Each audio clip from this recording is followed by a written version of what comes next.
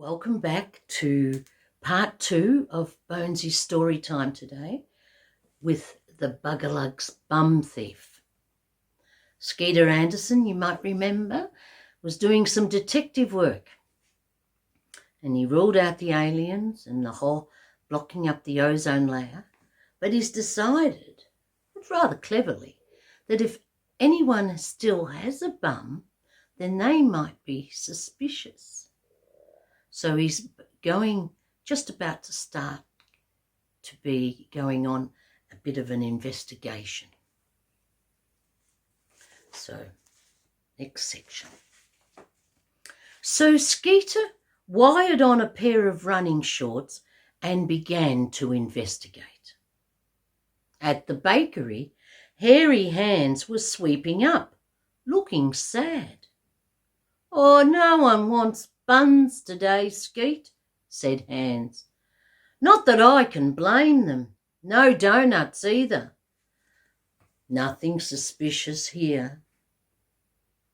Skeeter went on to Mr. Rude, the butcher, who had a rump steak special. There was a sign in his greasy window. That seemed a bit dodgy. Today of all days. So Skeeter sneaked a look in the cool room while the butcher was serving a customer. Nothing. Besides, Mr. Rude had been burgled, just the same as everyone else. Nothing at the general store or the petrol station, and Mrs. Huge from the pub looked like a meat pie with a bite taken out of it. And he tried the tip. There was always something useful at the tip, and the price was always right.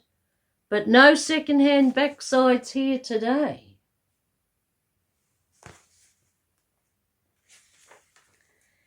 In the dunes, he saw Mick Misery sliding down the slopes, having a great time.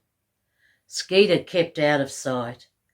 Mick was the only kid in town enjoying not having something in the back of his shorts, and Skeeter, well, he didn't want to spoil his fun. There's Mick Misery. Through the streets of Bugalug, Skeeter Anderson ran.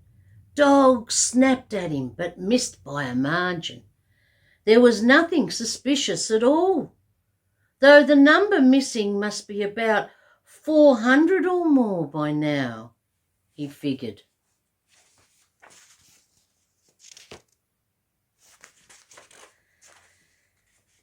Down at the beach, windsurfers complained that their wetsuits were turning into sails, and girls in bikinis had to wear suspenders.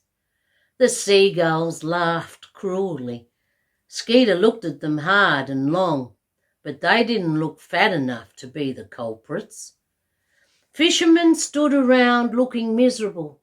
They'd all been seasick today and had come in early.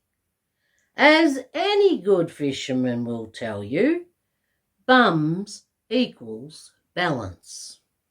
But someone on the jetty caught Skeeter's eye.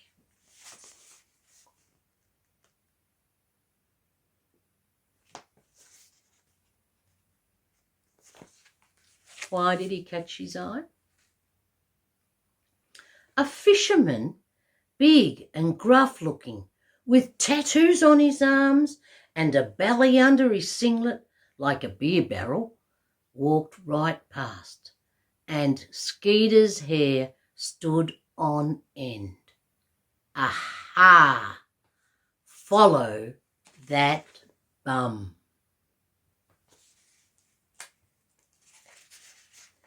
Well, Skeeter followed all the way up the beach and down a sand track which led to a big shed with a truck parked out the front.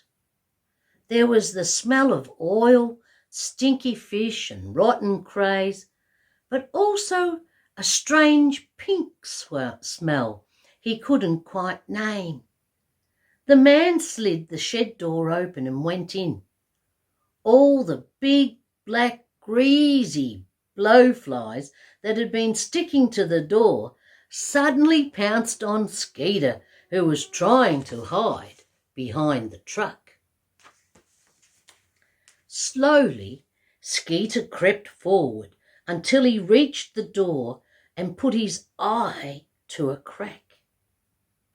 What a sight! He turned and ran like fury.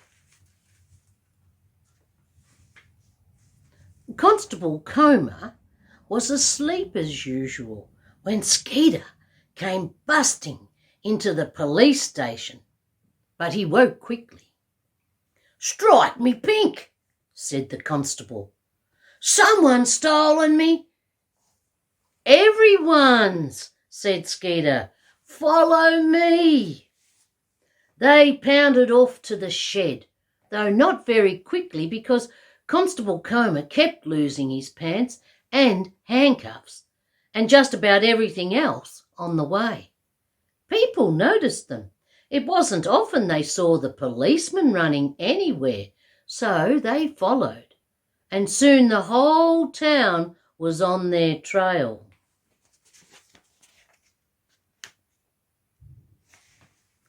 It was getting dark when they got to the shed.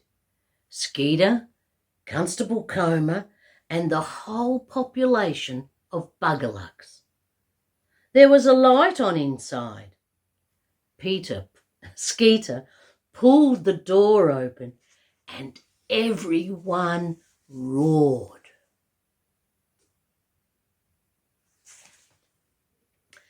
There it was, a gigantic stockpile of human bums, bottoms, backsides and buttocks, reaching almost to the roof.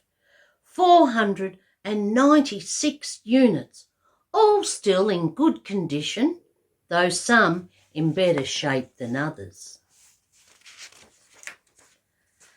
"Blue Murphy!" The fisherman sat down, looking ashamed. "Why do you need 496 citizens' bottoms, for goodness sake?" asked Constable Comer. "For bait," said Skeeter Anderson. The crowd growled.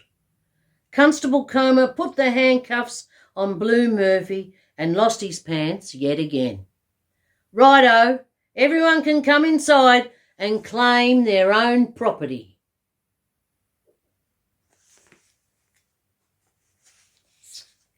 Skeeter solved it. But the people of Bugalugs hummed and hard, shuffled their feet. They all got embarrassed. "Someone turn the lights out," said Skeeter. And when the lights were out, everyone went mad. It was like a footy match in there. Hairy hands liked the feel of a smooth pink one at the bottom of the pile. Skeeter's mum, who had a torch, saw one right up high that was small and peachy, and when she climbed up, the pile began to quiver and shake. Well, Billy Marbles snatched one for himself, and his sister Mavis took two. And then all those bottoms came crashing down on the crowd, clunking and bonking like 10 tons of overripe watermelons, shaking the ground, buckling the walls of the shed, and sending the blowflies out to sea in a panic. And when someone finally turned the lights on, the town nearly died laughing.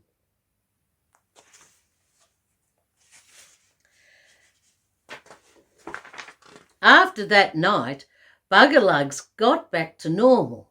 Well, almost normal. People looked a bit strange because they'd all been too proud to take their own bottoms back. Fat people had skinny ones, and bald people had hairy ones. People pretended to be happy with their new choices, but really they were miserable.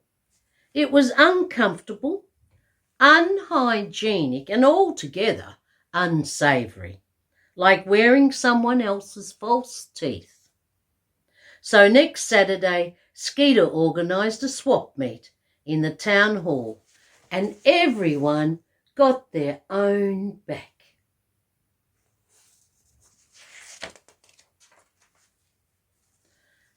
All except Skeeter's best mate, Mick Misery. Mick did a special deal. He bought blue Murphys for 28 cents and 3 black marbles. It was too big for him by far, but it was as hard as a brick, and his mum gave up smacking him overnight. Everyone was grateful to Skeeter Anderson. They bought him rump steak, buns and donuts, and they always thought of him as the kid who caught the Bugalugs Bum Thief. I hope you enjoyed that story, the Bugalugs Bum Thief. Enjoy going back to school if you're not there already, and enjoy not having to be locked down anymore. Isn't that great? All right. Hope things get back to normal or a new normal soon. Bye.